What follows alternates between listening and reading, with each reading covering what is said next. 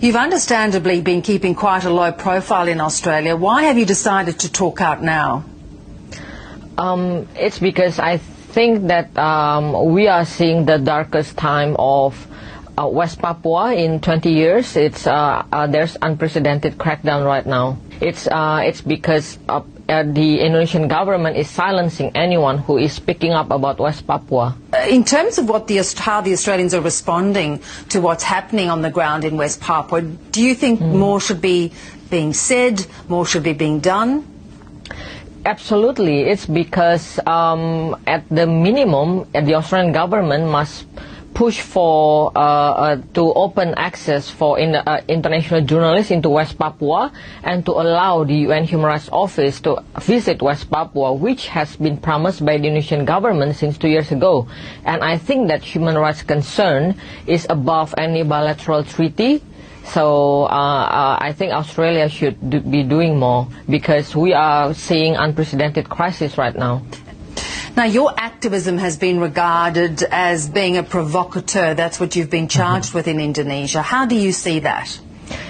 I think that is how the Indonesian government tried to destroy my credibility, that they cannot refute my data, all the footage, videos and photos, so they go after my credibility instead, so other people will not trust the info that I'm getting out. But I also understand my fellow Indonesians' perspective. The first time my eyes were opened about what's happening in West Papua, I also feel like really intrigued. So if my fellow Indonesians now feel that I am provoking them, I think that's a winning point. That's a start that Indonesian people finally begin to question what's actually happening in West Papua, so they have another alternative version than just the government's version. So like we now also see that another prominent Indonesian activist, Dandi Laksono, he was arrested briefly several days ago over his tweet on West Papua. I think that is another chilling effect tactics that Indonesian government is playing. Is not constantly posting videos online as you've been doing or tweeting as other activists are doing, is that not creating greater provocation in a very volatile situation already? I actually filter what I am posting. During the Wamena riot, I got footage, but I didn't post everything. I haven't been posting everything that I got. I filter that what the public needs to know and what can create more chaos, especially the horizontal conflict, between the indigenous Papuans and the migrants. I am very careful about that. What impact do you think your activism is, and others' activism is actually having on this issue? That we are exposing to the world what is actually happening in West Papua, because there's a long-standing war on information about West Papua since the 60s until now, but thanks to the technology now, social media and smartphones, that people on the ground can record what's happening to them, and thanks to social media, I come from a place of privilege from Jakarta, and more access, more networking to people, and I can help share that to the world.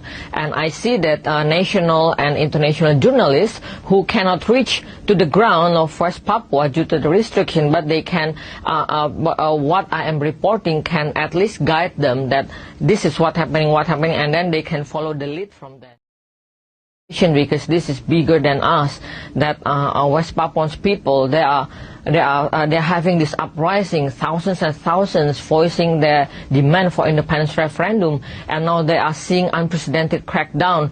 What's happening in West Papua, the human rights violation, it comes from no one knows that such violation is happening, and that's why I think that people need to keep sharing what's happening to them. So in order to prevent more severe violations.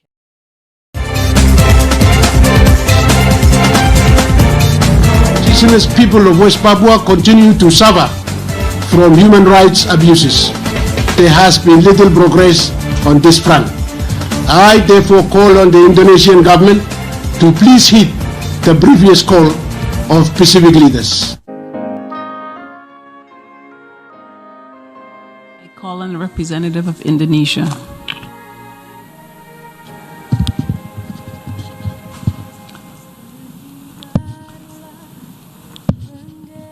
Madam President, I'm taking the floor to exercise Indonesia's right of reply to the statement made by Vanuatu.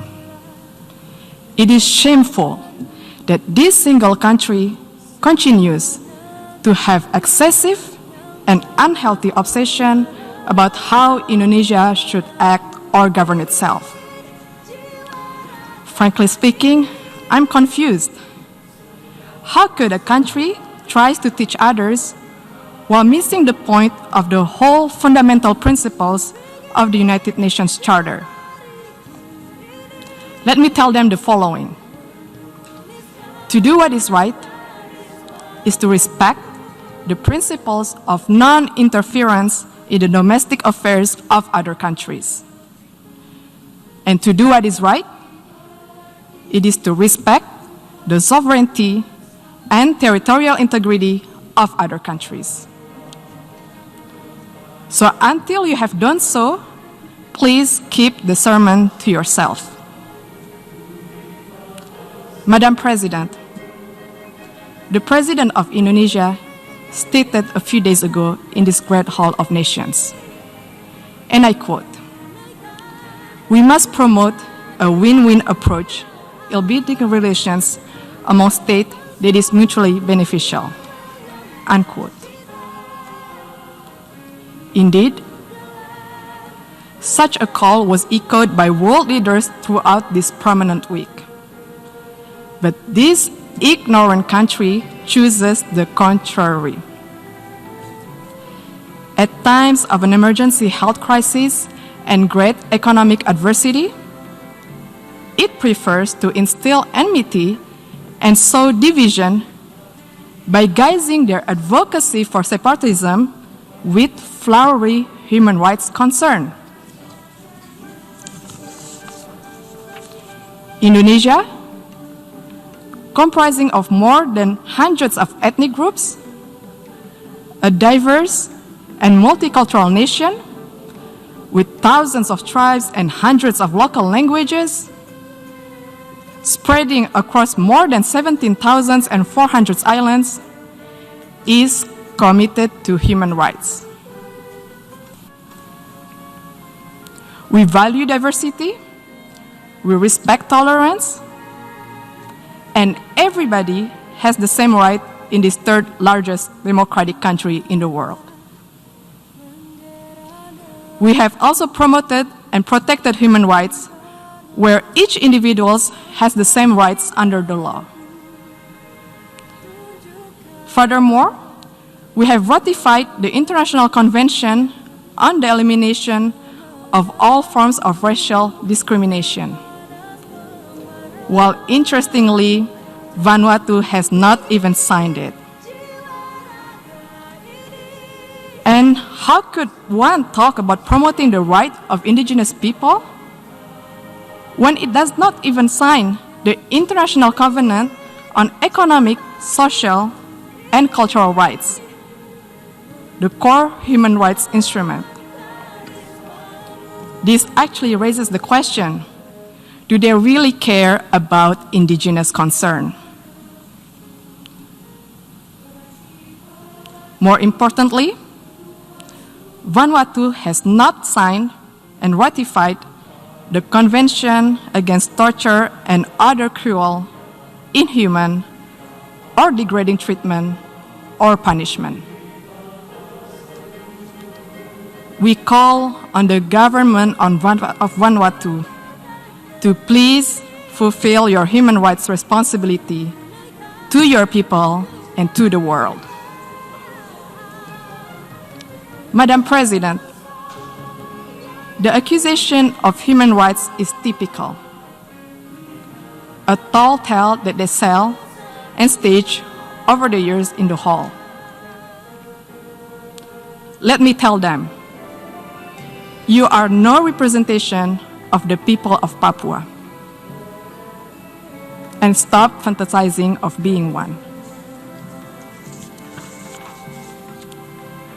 Papuans are Indonesians. All of us play an important role in the development of Indonesia, including on the island of Papua. Madam President, the principles of the UN Charter, which Vanuatu clearly does not seem to understand, stipulates the respect for sovereignty and territorial integrity. Indonesia will defend itself against any continuing advocacy of separatism conveyed under the guise of artificial human rights concern. The provinces of Papua and West Papua are irrevocable parts of Indonesia since 1945. It has also been firmly endorsed by the United Nations and the international community decades ago. It is final, irreversible, and permanent. I thank you, Madam President.